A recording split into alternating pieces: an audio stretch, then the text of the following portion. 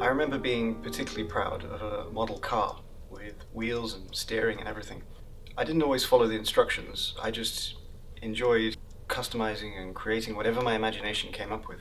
I had a great time until my parents knocked on the door at 2 in the morning. My interest in developing new ideas, inventions and technologies led me to nanotechnology. For me, this is a really exciting field, full of promise and potential applications in all sorts of fields, from aerospace engineering to cancer research. I studied physics at university to help me understand the fundamental principles behind these sorts of technologies. But that didn't go far enough. I wanted to actually do something practical.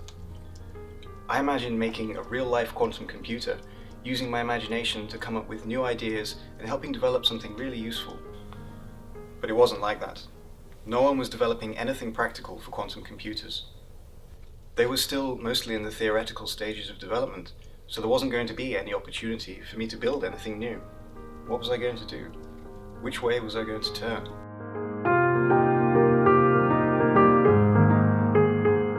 Eventually, I realized that there were other very relevant projects available, just with slightly less flashy titles. These needed just as much creativity and had just as much inventive potential as what I had originally imagined doing. I was still going to be able to develop new computer nanotechnologies. I'm now working with new magnetic materials for computer memory, which relies on many of the same principles as quantum computing.